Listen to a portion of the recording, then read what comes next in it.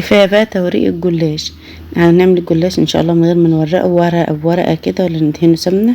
هنعمله بطريقه جميله جدا. بسم الله والصلاه والسلام على اشرف خلق الله سيدنا محمد عليه افضل الصلاه والسلام. ازيكم يا حبايبي، عاملين ايه؟ يا رب تكونوا بخير. معايا كده لف الجلاش. هنعملها كده بطريقه سهله جدا وجميله. هنقسمها كده على 3 قطع متساويه اهو بالشكل ده كده. هاتي مسطره وقطعيها زي ما انا قسمتها كده، وقطعها بالسكينه بالشكل ده اهو. ما بتاخدش وقت خالص ولا مجهود، النتيجة تحفة تحفة. هنحطهم كده في كيس عشان ما ينشفوش، وهنشتغل في واحدة طريقة سهلة جدا وبسيطة. هنفتحها كده بالشكل ده، وهنعملها على شكل مثلثات اهو بالشكل ده كده. تنيتها بس يا دوبك على بعضها اهو، شايفة ازاي؟ طريقة سهلة جدا وجميلة. تقدري تقسمي القطعة الواحدة الاتنين وترجعي تقسميها لجزئين وتتنيهم، هتلاقيها متساوية معاكي ومش هيفيض معاكي ورق بواقي ان انت تعرفيش تتنيه ازاي او تعمليه ازاي اهو بالشكل ده كده. ادي شكل الوربات بتاعتنا من غير مجهود، ولا تلفي ولا تورقي ولا تعملي اي حاجة خالص اهو بالشكل ده كده.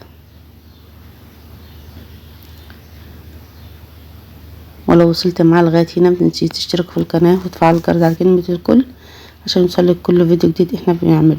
وتاني تورقي الجلاش بالطريقه القديمه اللي احنا كنا متعودين عليها. هندهن بقى كده الماده الدهنيه بتاعتنا اهو بالشكل ده. حطها كلها كده فوق مره واحده، هو هيشرب كفايته والباقي هيطرده لبره اهو بالشكل ده كده. سخن الفرن بقى في الوقت ده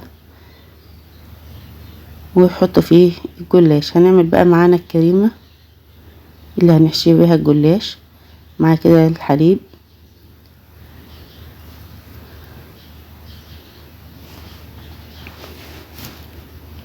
وهنحط فيه معلقتين النشا معلقتين ميه كده، وحابه تحطوا سكر حطوا سكر.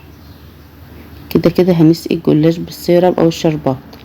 هنفضل نقلب كده بالشكل ده لغايه ما الكريمه بتاعتنا تتقل، وهنسيبها بقى على جنب لغايه ما الجلاش بتاعنا يستوي ويطلع معانا. يطلع معانا احلى جلاش زي ما انت شايفه كده. شايفه المنظر بيتكلم عن نفسه. بسم الله ما شاء الله، تحفه جدا. ان شاء الله تجربيها على طول وهيشرف في عزوماتك وتقدمي كده لاولادك، هيطلبوه منك على طول. هو يتاكل كده حرفيا من غير اي حاجه، من غير ما تحشيه ولا اي حاجه.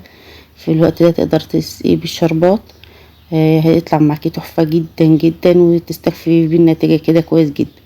لو انت حابه بقى تحشيه كده بعد ما تسقيه بالشربات، افتحيه بالنص كده بالراحه خالص وحطوا كريمه في كيس حلواني واحشيها.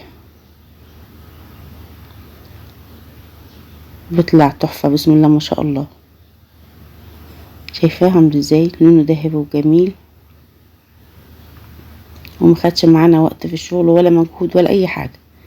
وده بعد ما حشيته كده بالكريمه بتاعتنا. يا رب الوصفه تعجبكم. بحبكم في الله، مع السلامه.